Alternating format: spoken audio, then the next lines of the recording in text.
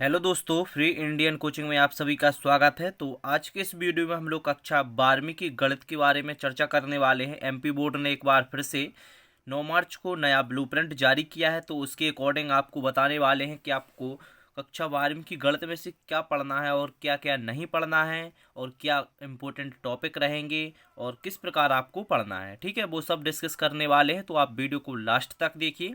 ठीक है, तो चलिए स्टार्ट करते हैं। तो सबसे पहले जो ब्लूप्रिंट आया है आपका एमपी बोर्ड ने, जो कि अभी अभी जारी किया है 9 मार्च को, उसके अकॉर्डिंग देखेंगे हम लोग। ठीक है, तो संबंध एवं फलन जो आपका फर्स्ट चैप्टर है, संबंध एवं फलन, इस अध्याय में से आपको सब कुछ पढ़ना है, क्योंकि इस अध्याय से एक अंक के 2 क्वेश्चन आने वाले हैं, यानी कि 2 होंगे आपके ऑब्जेक्ट टाइप क्वेश्चन, विकल्पीय वस्तुनिष्ठ प्रश्न होंगे, जो कि 1 अंक के 2 क्वेश्चन आने वाले हैं, एक एक अंक के। ठीक है, और इसमें से 1 अंक का मतलब 4 अंक का 1 क्वेश्चन आएगा।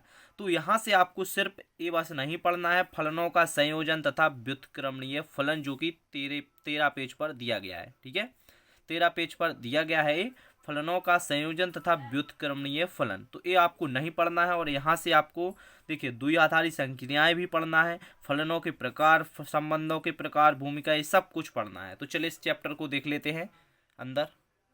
तो देखिए यहाँ पर 13 पेज पर दिया गया है फलनों का संयोजन एवं व्युत्क्रमणीय फलन। ये बस आपको नहीं पढ़ना है, टॉपिक यहाँ से हटा दिया गया है, जिसमें फॉग और गॉफ वाले सवाल आते हैं। ठीक है, जिसमें फॉग और गॉफ वाले सवाल आते हैं, तो ये आपको छोड़ देना है, ये नहीं पढ़ना है। ठीक है, क्योंकि एमपी बोर्ड ने नया ब्लूप्रिंट जो अभी 9 मार्च को जारी किया है, तो इसमें घोषित किया गया है कि आपका जो जो टॉपिक है ना ये वाला, तो ये नहीं पढ़ना है। इसमें फॉग और गॉफ आते हैं, तो ये सब आपको छोड़ देना है इस चैप्टर से। बाकी का सब कुछ पढ़ना है आपको इस चैप्टर से। ठीक है, तो इसको छोड़ देते हैं। इसके बाद आगे देखते हैं प्रतिलोम त्रिकोणमितीय फलन। अब इसमें से 1 अंक का 1 क्वेश्चन आने वाला है और 4 अंक का भी 1 क्वेश्चन आएगा। ठीक है, और इसमें से आपको इस चैप्टर में 40 से 45 पेज आप एनसीईआरटी बुक निकाल लीजिए, जो कि 40 से 45 के बीच में दिया गया है, वो सब छोड़ के आपको इसमें से सब कुछ पढ़ना पड़ेगा। ठीक है, जिसमें से 4 अंक का 1 क्वेश्चन बनने वाला है इसमें से, और 1 अंक का 1 क्वेश्चन आएगा। तो देखिए यहाँ पर 40 से 45 पेज के अंतर्गत ग्राफ दिए गए हैं। ठीक है, यहाँ पर ग्राफ दिए गए हैं, तो ये ग्राफ वाले क्वेश्चन आपको छोड़ देना है यहाँ से, जो कि उदाहरण में दिए गए थे। ठीक है, यहाँ से देखिए ग्राफ दिया गया है यहाँ पर सब कुछ ग्राफ के रूप में, जो कि दर्शाते हैं, क्वेश्चन को करते हैं, मुख्य शाखा बताते हैं, वो वाले क्वेश्चन है ना। तो ये वाले आपको छोड़ देना है, 40 से 45 के बीच में है। ठीक है, तो इनको छोड़कर यहाँ पर आपको चैप्टर 2 में सब कुछ पढ़ना पड़ेगा, प्रतिलोम त्रिकोणमितीय फलन में। इसके बाद आव्यूह दिया गया है, तो आव्यूह में से देखिए भूमिका, आव्यूह, आव्यूह के प्रकार, आव्यूह पर संक्रियाएं, और यहाँ पर आव्यूह का परिवर्त। ठीक है, यानी कि व्युत्क्रम निकालते हैं, और सम्मित विसम्मित आव्यूह, ये सब पढ़ना है। और यहाँ से आपको आव्यूह का प्रारंभिक संक्रिया, यानी कि आव्यूह रूपांतरण यहाँ पर हटा दिया गया है इस बार, तो ये नहीं पढ़ना है, जो कि 98 यानी कि 98 पेज पर दिया गया है। ठीक है, और यहाँ पर 83 पेज पे भी जो दिया गया है वो भी नहीं पढ़ना है। ठीक है, ये दोनों यहाँ पर रिमूव किए गए हैं। और यहाँ से 1 अंक का 1 क्वेश्चन आएगा, 2 अंक का भी 1 क्वेश्चन आएगा, 4 अंक का भी 1 क्वेश्चन आएगा, और 5 अंक का भी 1 क्वेश्चन आएगा। सो इस अध्याय से आप अच्छे से पढ़िए, सब कुछ यहाँ से सीखना है आपको। आव्यूह पर संक्रियाएं यहाँ पर देखिए सीखना है, और आव्यूह का परिवर्त भी कैसा निकालते हैं। ठीक है, और यहाँ पर आव्यूह के प्रकार भी देख लेना है, जो कि 1-1 मार्क्स में क्वेश्चन बनेंगे यहाँ से। ठीक है, और 1-2 अंक का भी बनने वाला है यहाँ से। और सम्मित तथा विसम्मित आव्यूह आप अच्छे से निकालना सीख लेना, क्योंकि यहाँ से 5 अंक का 1 क्वेश्चन आएगा कि इसमें से एक क्वेश्चन किस प्रकार बनेगा। चलिए चैप्टर के अंदर देख लेते हैं। तो यह आपका 3 अध्याय है, जो कि आव्यूह है। तो यहाँ से आपको सब कुछ पढ़ना है। देखिए यहाँ पर आव्यूह के प्रकार पढ़ना है, यहाँ से 1 अंक का क्वेश्चन आने वाला है। ठीक है, यहाँ से कोटि भी पूछी जा सकती है, तो आव्यूह के आप प्रकार यहाँ से पढ़ लीजिए सब कुछ। और यहाँ से देखिए 1-2 अंक का क्वेश्चन बनने वाला है 3.1 से, तो यहाँ से आप सब कुछ पढ़ लीजिए। ठीक है, इसके बाद में 4 अंक का क्वेश्चन कैसा आएगा, तो 4 अंक का देखते हैं। तो 4 अंक का यहाँ से बनेगा एक क्वेश्चन, जो कि यहाँ पर दिया गया होगा। आगे देखते हैं यहाँ पर, यहाँ 83 पेज पर आप देखिए 2 शून्यतर आव्यूह के गुणनफल के रूप में शून्य आव्यूह, तो ये यहाँ से हटा दिया गया है, तो ये नहीं पढ़ना है आपको, ये छोड़ देना है। ठीक है, इसके बाद आगे देखते हैं। अब आगे यहाँ पर इस प्रकार के क्वेश्चन पूछे जा सकते हैं। ठीक है, इसके बाद में यहाँ पर आपको दिया जाएगा कि यहाँ से 4 अंक का क्वेश्चन तो इस प्रकार आ सकता है कि एक्स और वाई के मान पूछे जा सकते हैं यहाँ से। ठीक है, और इसके बाद में देखिए ये टॉपिक आपको अच्छे से कवर करना है, क्योंकि इसमें से एक 5 अंक का क्वेश्चन आएगा सममित तथा विसम्मित आव्यूह के रूप में। आपको एक क्वेश्चन दिया जाएगा। देखिए इस प्रकार क्वेश्चन आता है कि आव्यूह बी बराबर एक आव्यूह दिया गया है, ठीक है, एक सम्मित आव्यूह तथा एक विषम सम्मित आव्यूह की योगफल के रूप में व्यक्त कीजिए। वेरी मोस्ट इंपोर्टेंट क्वेश्चन है ये, तो इसको आप अच्छे से कर लीजिए। 5 अंक का क्वेश्चन आने वाला है, ठीक है। तो इस प्रकार के क्वेश्चन को आप मेथड सीख लीजिए कि सम्मित आव्यूह विषमित आव्यूह के योगफल के रूप में कैसे व्यक्त करते हैं। इस प्रकार का कोई भी क्वेश्चन आ सकता है, ठीक है। तो इसको आप कंप्लीट कर लीजिए जल्दी से। और इसमें से 3 अंक का क्वेश्चन तो नॉर्मल रहेगा, एक्स वाई के मान पूछे जाएंगे यहाँ से, या फिर इस प्रकार के क्वेश्चन भी आ सकते हैं। तो ये क्वेश्चन आप देख लीजिए, ठीक है। इसके बाद 4 अध्याय देखते हैं। तो 4 अध्याय में देख लीजिए, यहाँ पर देखिए आपको 3 अध्याय में से तो बता दिया कि आव्यूह का प्रारंभिक संक्रियाएं आपको छोड़ देना है, ठीक है। अब सारणिक में बात करते हैं तो 1 अंक का एक क्वेश्चन बनेगा, 3 अंक का एक क्वेश्चन बनेगा और 4 अंक का भी एक क्वेश्चन बनेगा। और यहाँ से आपको 119 पेज पर जो दिया गया है वो बस यहाँ से छोड़ देना है आपको। तो चलिए देखते हैं यहाँ पर आपको क्या क्या पढ़ना है। तो ये रहा 4 अध्याय, जिसमें से आपको देखिए इस प्रकार के क्वेश्चन आने की मान निकालना आपको सीख लेना है। 1 अंक के में इस प्रकार के क्वेश्चन आ सकते हैं। अब यहाँ पर बात करते हैं सारणकों के गुणधर्म। तो सारणकों के गुणधर्म यहाँ से नहीं आने हैं इस बार, ठीक है, यहाँ पर हटा दिया गया है। तो सारणक के गुणधर्म जो कि यहाँ पर 1 से 6 तक गुणधर्म होते हैं, आपने पढ़ा होगा 6 गुणधर्म होते हैं 1 से 6 तक, तो वो सभी यहाँ पर हटा दिए गए हैं पेज नंबर 119 से, ठीक है। तो ये सब नहीं पढ़ना है आपको। इसके बाद में आपको 144 पेज पर जो कि 4.6 प्रश्नावली में जो क्वेश्चन आते हैं संतत असंतत और यहाँ से आव्यूह के व्युत्क्रम द्वारा रैखिक समीकरणों के निकाय का हल, ये यहाँ पर हटा दिया गया है इस बार। तो इसको आपको छोड़ देना है। जो कि इस प्रकार के क्वेश्चन रहते हैं कि निम्नलिखित समीकरण निकाय को ax बराबर b के रूप में लिखिए, इस प्रकार आपको सॉल्व करने पड़ते हैं। तो यहाँ पर इस बार संगत असंगत वाले हटा दिए गए हैं, ठीक है। तो इनको छोड़कर आपको यहाँ पर 4.6 में एक क्वेश्चन है, ठीक है। 4.6 को यहाँ से छोड़ देते हैं। 4.6 है जो कि इस बार नहीं आने वाली है, ठीक है। 4.6 जिसमें संगत असंगत और आव्यूह को आपको आव्यूह विधि से हल करना पड़ता है समीकरण निकाय को, तो इस बार ये रिमूव कर दिए गए हैं, ठीक है। तो इसको छोड़कर आपको जो भी सारणिक में है एक 4 अंक का एक 3 अंक का क्वेश्चन आएगा, तो वो सब आपको पढ़ना है यहाँ से, ठीक है, इस निकाय को बस छोड़कर। तो देखिए यहाँ पर 3 अंक के क्वेश्चन किस प्रकार आ सकते हैं। 4 अंक के क्वेश्चन इस प्रकार आएंगे जो कि आपको दिख रहे होंगे।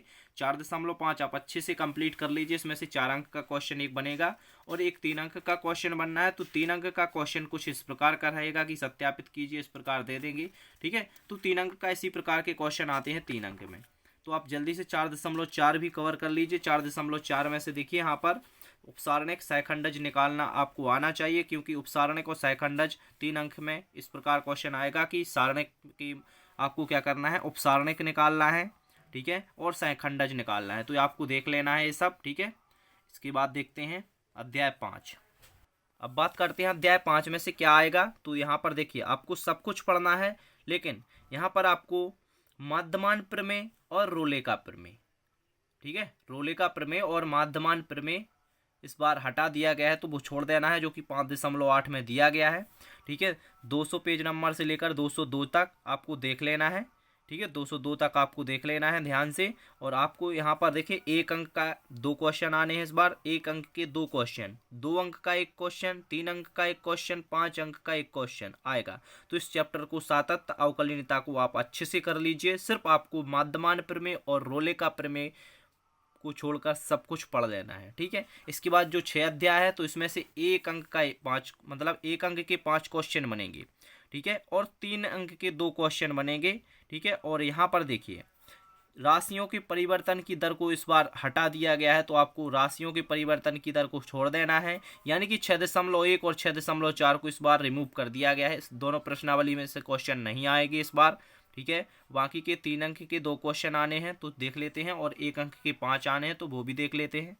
तो इस बार सन्निकट मान वाले भी हटा दिए गए हैं, तो प्रश्नावली 6.2 को पढ़ने की भी ज़रूरत नहीं है यहाँ पर, ठीक है, जिसमें सन्निकट वाले दिए गए हैं, ठीक है। सन्निकट वाले यहाँ पर दिए गए हैं 6.3, 6.3 के बाद 6.4 में दिए गए हैं सन्निकट मान, जो कि आपको छोड़ देना है, ठीक है। सन्निकट मान यहाँ से 6.4 से नहीं पढ़ना है, ठीक है। तो 6.4 को आप रिमूव कर दीजिए। बाकी की यहाँ पर देखिए आप 6.3 को देख लीजिए। 6.3 में से देखिए 3 अंक के 2 क्वेश्चन इस बार आने हैं, तो यहीं से चांस बनते हैं कि 3 अंक के 2 क्वेश्चन पूछे जाएंगे, जिसमें कि स्पर्श रेखा की प्रवणता पूछी जा सकती है। स्पर्श रेखा की प्रवणता कैसे ज्ञात करने हैं, तो इस प्रकार आपको यहाँ पर सीख लेना है। सभी क्वेश्चन जो कि 6.2 में दिए गए हैं वो सभी क्वेश्चन आपको एक एक सॉल्व करके देखना है, क्योंकि 6.1 से तो क्वेश्चन आने नहीं है जो कि पिछली बार पूछे जा सकते। तो यहीं से क्वेश्चन बनेंगे 3-3 अंक के 2 क्वेश्चन। तो इस प्रकार यहाँ से क्वेश्चन आएंगे। अब देखिए यहाँ पर 6 जो यहाँ पर 3 है, इसमें से 27 क्वेश्चन दिए गए हैं। इसमें 27 क्वेश्चन आपको सभी सॉल्व करके देखना है, क्योंकि एक अंक का भी क्वेश्चन आना है। तो यहाँ पर देखिए 26-27 विकल्प दिए गए हैं, तो इनमें से एक आ सकता है। ठीक है, तो 3 अंक के 2 क्वेश्चन इसी प्रश्नावली से आने की संभावना है, क्योंकि इस बार सन्निकट मान भी हटा दिए गए हैं, 6.1 को भी हटा दिया गया है। ठीक है, तो इस प्रकार आप इनको भी जल्दी से कंप्लीट कर लीजिए। माध्यमान प्रमेय और रोले का प्रमेय भी यहाँ से हटा दिया गया है। तो यहाँ से सिर्फ 6.3 ही ऐसा चैप्टर बचता है जिसमें से मतलब जो प्रश्नावली है उसे इसी में से पूछे जाएंगे। ठीक है, तो आपको 6.3 अच्छे से कंप्लीट करना है, जो कि इम्पोर्टेंट प्रश्नावली है। इसके बाद यदि 7 चैप्टर की बात करें, जो कि 7 अध्याय है। ठीक है, समाकलन जिसमें दिया गया है। अब समाकलन में से 1 अंक के 7 क्वेश्चन आएंगे, यानी कि बहुविकल्पीय प्रश्न रहेंगे 1 अंक के 7 क्वेश्चन। ठीक है, जो कि फार्मूला आपने पढ़े होंगे समाकलन के, तो वो आपको फार्मूला सभी पढ़ लेना है, जो कि सही जोड़ी में पूछे जाते हैं। ठीक है, परीक्षा दिन में दिए गए हैं, आप एक बार अच्छे से देख लीजिए।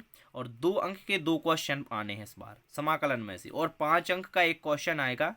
ठीक है, तो चलिए अध्याय में देख लेते हैं। और इसमें से आपको क्या क्या नहीं पढ़ना है, तो समाकलन में से आपको देखिए योगफल की सीमा के रूप में जो निश्चित समाकलन होते हैं वो नहीं पढ़ना है, जो कि प्रश्नावली 7.8 और 7.7 में दिए गए हैं विथ एग्जाम्पल के, वो सब आपको नहीं पढ़ने हैं इस बार। एनसीईआरटी बुक में आप देख सकते हैं। तो देखिए बुक में आप देख सकते हैं पेज नंबर 347 से 351 तक, जो कि यहाँ पर निश्चित समाकलन दिए गए हैं और योगफल की सीमा के रूप में व्यक्त करना भी ये क्वेश्चन दिए गए हैं। तो 7.7 को इस बार आपको नहीं करना है। 7.7 के अलावा यहाँ पर आपको एग्जाम्पल भी नहीं करने हैं इस बार। ठीक है, और इसके बाद 7.8 भी देख लेते हैं। तो यहाँ पर दिए गए हैं प्रश्नावली 7.8। ठीक है, तो देखिए ये रही 7.8। ठीक है, तो यहाँ पर देखिए निश्चित समाकलन का मान ज्ञात कीजिए, तो ये योगफल की सीमा के रूप वाले क्वेश्चन है। तो इस बार 7.7 और 8 को छोड़ देना है।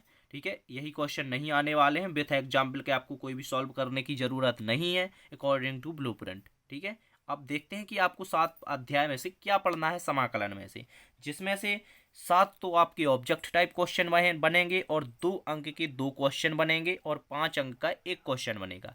तो देखिए 7.7 मतलब जो 7.1 है, इसको आप अच्छे से कंप्लीट कर लीजिए पहले तो, क्योंकि इसमें से क्या होंगे कि ऑब्जेक्ट टाइप क्वेश्चन बन सकते हैं। ठीक है, ऑब्जेक्ट टाइप क्वेश्चन और 2 अंक के 2 क्वेश्चन आने हैं, तो 2 अंक का क्वेश्चन 7.1 में से आएगा। इन्हीं क्वेश्चनों में से एक आने वाला है।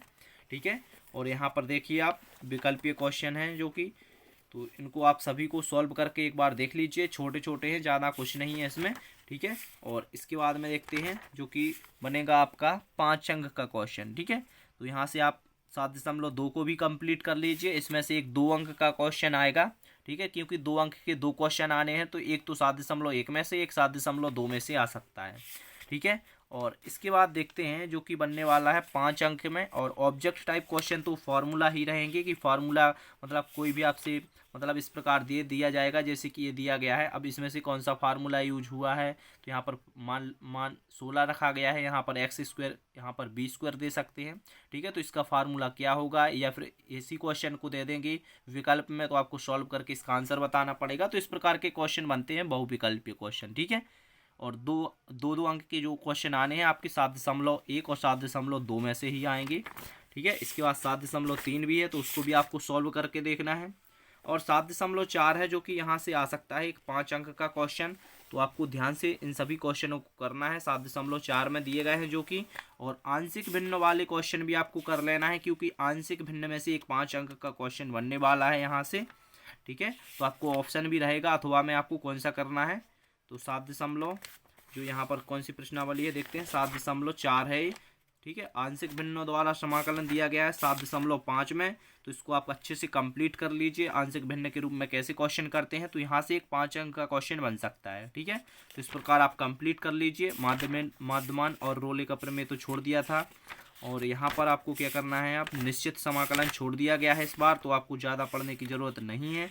इस बार 7.9 को भी आप कंप्लीट कर लीजिए, समाकलों के मान ज्ञात करना, ठीक है। इन सभी क्वेश्चन को आप एक बार रिवाइज कर लीजिए, ठीक है। इसके बाद देखते हैं 8 अध्याय। तो जो 8 अध्याय है, समाकलन के अनुप्रयोग इसमें दिया गया है, ठीक है, समाकलन के अनुप्रयोग।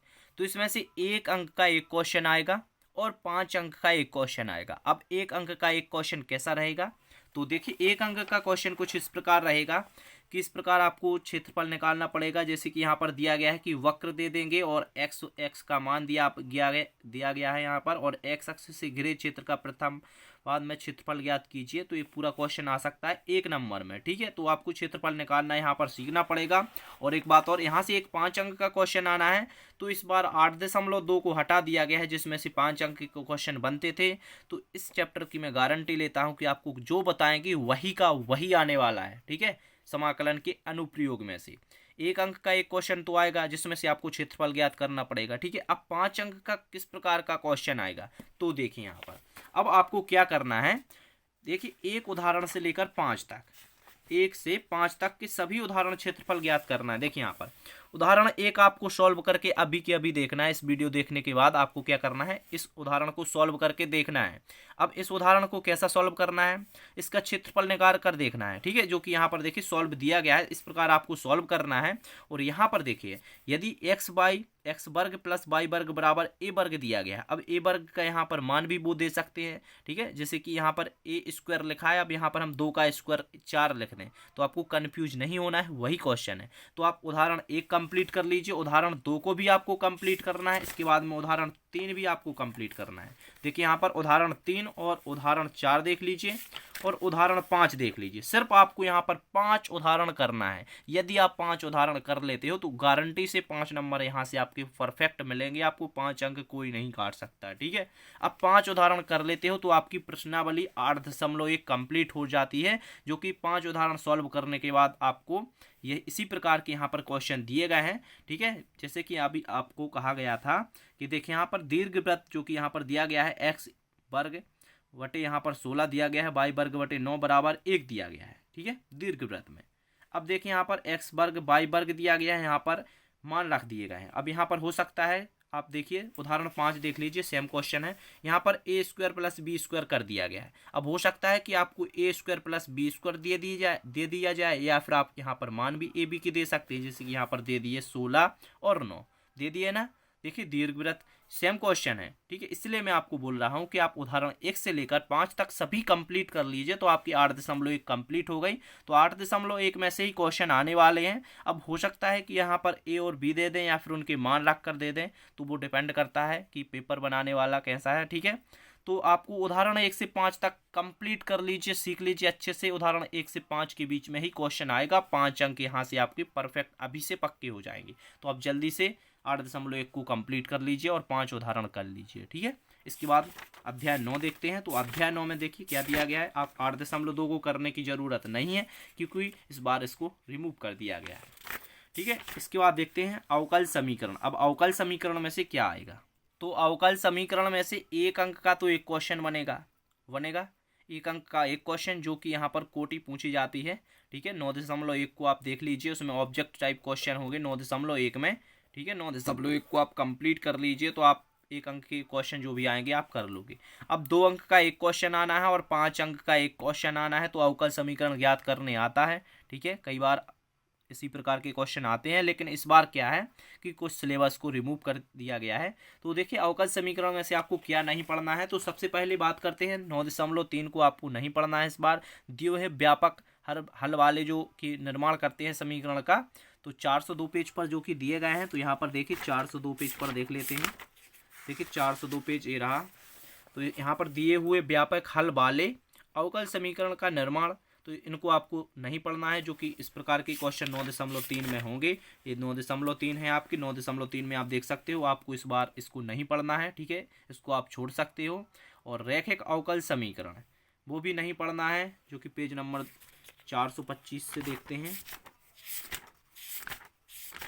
तो 425 ये रहा 425, ठीक है। तो यहाँ पर आपको देखिए 19वां उदाहरण दिया गया है, तो यहाँ से आपको उदाहरण 21 से नहीं पढ़ना है, ठीक है। उदाहरण 20 तक तो कर लेना है, उदाहरण 21 से देख लीजिए। आपको यहाँ से कोई भी क्वेश्चन नहीं करने की जरूरत नहीं है, व्यापक हल वाले इस बार क्वेश्चन नहीं आने वाले हैं, ठीक है। तो इस प्रकार के क्वेश्चन को आप छोड़ सकते हैं, ठीक है, रैखिक अवकल समीकरण वाले, ठीक है। तो अब क्या पढ़ना है, तो 9.6 को आप अच्छे से कंप्लीट कर लीजिए, क्योंकि इस बार इसमें से आपका 5 अंक का एक क्वेश्चन तो बनेगा और एक 2 अंक का, तो 5 अंक का क्वेश्चन अवकल समीकरण का व्यापक हल तो आ सकता है, ठीक है, व्यापक हल आ सकता है। व्यापक हल वाले समीकरण का निर्माण नहीं आ सकता है, लेकिन इस प्रकार के क्वेश्चन आ सकते हैं 9.6 में से, ठीक है। और यहाँ पर देखते हैं, बात करते हैं अवकल समीकरण। इस बार इस प्रकार के क्वेश्चन आ सकते हैं कि इनको हल कीजिए। 28वां उदाहरण आप देख लेना है, ठीक है। और इस बार इसकी विविध प्रश्नावली है जो, इसको कंप्लीट कर लीजिए आप अच्छे से। 9.5 को भी देख लीजिए। 9.5 में जो क्वेश्चन दिए गए हैं, ठीक है, इनको अच्छे से कंप्लीट कर सकते हैं आप, जो कि इसमें से एक 5 अंक का क्वेश्चन आ सकता है। इस प्रकार के भी क्वेश्चन आते हैं कि वक्रों का कुल यहाँ पर दिया गया है, जो कि XY स्पर्श रेखा की प्रवणता है, तो ये समीकरण दिया गया है, तो इसको सॉल्व कर रही है। तो इस प्रकार के क्वेश्चन आते हैं एग्जाम में, तो आप इनको कंप्लीट कर लीजिए, ठीक है। उदाहरण देख लीजिए, सभी उदाहरण आपको देख लेना है। सिर्फ आपको क्या करना है, 9.3 को बस छोड़ना है यहाँ पर, ठीक है, और रैखिक अवकल समीकरण वाले क्वेश्चन। इसके बाद अध्याय 10 है, जो 10 अध्याय क्या है, सदिश है, वो हटा दिया गया है। अध्याय 11 में क्या दिया गया था, तो 10 था, जो कि सदिश बीजगणित है, इस बार हटा दिया गया है, तो इसको पढ़ने की आपको ज़रूरत नहीं है। इसके बाद अध्याय 11 है, जो कि दिया गया है यहाँ पर। अध्याय 11 देख लेते हैं, त्रिविमीय ज्यामिति है, तो इसको रिमूव कर दिया गया है। अब डायरेक्ट प्रोग्रामिंग देखते हैं, रैखिक प्रोग्रामिंग अध्याय 12। तो अध्याय 12 यानी कि रैखिक प्रोग्रामिंग, इसमें से 1 अंक के 2 क्वेश्चन आएंगे और 4 अंक का 1 क्वेश्चन आएगा। तो 4 अंक का क्वेश्चन देखना है, और इसमें से आपको क्या नहीं पढ़ना है, तो समस्या का गणितीय सूत्रीकरण होता है, जो सूत्रीकरण, ठीक है, जो कि NCERT बुक में आप देख सकते हैं, पेज नंबर 520। देखिए यहाँ पर जो कि दिया गया है कि रैखिक प्रोग्रामिंग समस्या और उनका गणितीय सूत्रीकरण। तो इस प्रकार के क्वेश्चन इस प्रकार के नहीं आने वाले हैं इस बार, ठीक है। देखिए इस प्रकार के जो क्वेश्चन दिए जाते हैं, तो इस प्रकार के क्वेश्चन नहीं आएंगे, तो फिर किस प्रकार के आएंगे, तो देखिए यहाँ पर, तो यहाँ पर सिर्फ बोला गया है कि 520 पेज पर जो दिया गया है, रैखिक प्रोग्रामिंग समस्याओं को हल करने की आलेखी विधि, जो कि इस प्रकार हटा दिए गया है इस बार रैखिक प्रोग्रामिंग में। तो फिर यहाँ पर देखिए, बात करते हैं 12.1 की, तो यहाँ से क्वेश्चन तो नहीं बन सकते, तो 12.2 में से क्वेश्चन आएंगे, ठीक है, 12.2 में से क्वेश्चन आएंगे। तो इस प्रकार के थ्योरी बेस्ड क्वेश्चन होंगे, तो आपको इसको कंप्लीट कर लेना है, ठीक है, जिसमें से एक ही आना है 4 अंक का, ठीक है। इसके बाद प्रायिकता की बात करते हैं, तो प्रायिकता देखते हैं। तो सबसे पहले देखते हैं कि प्रायिकता में से आपको पढ़ना क्या है और क्या नहीं पढ़ना है। तो जो यादृच्छिक चर का माध्य वाला क्वेश्चन था ना, NCERT पेज नंबर 580 से 586 के बीच में जो भी दिया गया है, वो सब इस बार रिमूव कर दिया गया है। उदाहरण 27 को भी लेकर चलते हैं, ठीक है। तो यहाँ से देखिए क्वेश्चन तो आने हैं कि 1 अंक के 2 क्वेश्चन आएंगे और 4 अंक के 2 क्वेश्चन बनेंगे, टोटल 10 मार्क्स का यहाँ से आने वाला है। तो सबसे पहले जो 580 पेज पर दिया गया, यहाँ से आपको सब कुछ पढ़ना है, ठीक है। यहाँ तो आपको सब कुछ पढ़ना है, सिर्फ 13.4 को छोड़कर, 13.4 को प्रश्न क्रमांक 10 से 17 तक छोड़ देना है। तो 13.1 तो आपको पढ़ना है, क्योंकि यहाँ से देखिए 4 अंक का एक क्वेश्चन बनेगा, ठीक है। तो 4 अंक का एक क्वेश्चन बनता है, तो यहाँ पर आप सभी इस प्रकार के क्वेश्चन जी कंप्लीट कर लीजिए, क्योंकि इसमें से 4 अंक का एक क्वेश्चन आता है, ठीक है। तो इनको सभी को 13.1 जल्दी से कंप्लीट कर लीजिए। 13.1 के बाद आपको 13.2 भी कंप्लीट कर लेनी है, ठीक है। 13.2 भी आपको अच्छे से पढ़नी है, जिसमें से देखिए इस प्रकार के क्वेश्चन आएंगे। यदि एक पूरा क्वेश्चन रख दिया तो 4 मार्क्स दिए जाएंगे, क्योंकि यहाँ पर देखिए 1 2 3 4 टाइप के इसमें दिए गए हैं क्वेश्चन, जो कि इसमें, ठीक है। तो इनको आपको कंप्लीट करना है, अच्छे से सॉल्व करके एक बार फिर से देख लेना है, रिवाइज कर लेना है। और 13.4 को इस बार आप छोड़ सकते हैं, 13.4 नहीं पढ़ना है, ठीक है। तो 13.3 में एक थ्योरी बेस्ड क्वेश्चन आएगा, ठीक है, तो इसको भी देख लेना है आपको। और इसके बाद 13.4 तो छोड़ दिया गया है प्रश्न क्रमांक 10 से, लेकिन यहाँ से आपको आ सकता है, ठीक है। लेकिन प्रश्न क्रमांक 10 से यहाँ पर छोड़ दिया गया है इस बार। प्रश्न क्रमांक 10 से लेकर आपको कहाँ तक, 17 तक करने की आवश्यकता नहीं है, ठीक है, यानी कि लास्ट तक। और उदाहरण 27 भी आपको छोड़ देना है यहाँ से, ठीक है। और उदाहरण 28 29 भी छोड़ देना है। यादृच्छिक चर का प्रसरण भी छोड़ देना है, और यहाँ पर द्विबंटन भी छोड़ देना है, ठीक है। द्विबंटन दिया गया है, जो कि पेज नंबर 589 पर आप देख सकते हैं, तो देखिए ये रहा आपका द्विबंटन, आपको इसको भी छोड़ देना है। ठीक है, तो इसमें से आप शुरुआत की प्रश्नावली कर लीजिए। 9 मतलब 13.123 अच्छे से कंप्लीट कर लीजिए। ठीक है, तो आशा करते हैं आप लोगों को कुछ तो समझ में आया होगा। वीडियो को एक बार फिर से देख लीजिए, आपको कोई भी डाउट हो तो कमेंट कीजिए। ठीक है, और इसके बाद जो भी इम्पोर्टेंट था मैंने आपको बता दिया। अब ऐसा नहीं है कि मैथमेटिक्स में बहुत सारे इंपॉर्टेंट क्वेश्चन होते हैं, तो इम्पोर्टेंट के पीछे आप नहीं मत दौड़िए, क्योंकि आपको देखिए बोर्ड एग्जाम का सवाल है तो आपको अच्छे से सब कुछ कंप्लीट करना है। तो आप इम्पोर्टेंट क्वेश्चन के पीछे मत भागिए, क्योंकि अभी आपके पास समय है, पर्याप्त समय है। जो कुछ आपको मैंने बताया है उसी के अनुसार आप पढ़िए। ठीक है, जिस चैप्टर में से आपको किस प्रकार पढ़ना है, क्या आना है, सब कुछ बता दिया है, कितने मार्क्स का किस में से आना है। ठीक है, तो उसी प्रकार आप पढ़िए, अच्छे से पढ़िए, और जो भी रिमूव कर दिया गया है उसको आप आसानी से छोड़ सकते हैं, क्योंकि एमपी बोर्ड ने ही रिमूव किया है। ठीक है, उसमें से क्वेश्चन नहीं आएंगे तो आपको आसानी होगी पढ़ने में। और एक एक अध्याय से आप स्टार्ट कीजिए, पहले संबंध फलन कीजिए और आपको रेगुलर कीजिए, पहले एक अध्याय, फिर 2 अध्याय, फिर 3 अध्याय, इस प्रकार आपको करना है। और 10 और 11 अध्याय तो छोड़ दिए गए हैं। ठीक है, तो वीडियो को ज़्यादा से ज़्यादा अपने दोस्तों में शेयर कर दीजिए, और आपको जो भी प्रॉब्लम हो तो आप कमेंट कर सकते हो। ठीक है, तो इसके बाद जो भी आपको डाउट हो तो कमेंट कीजिए। Thank you.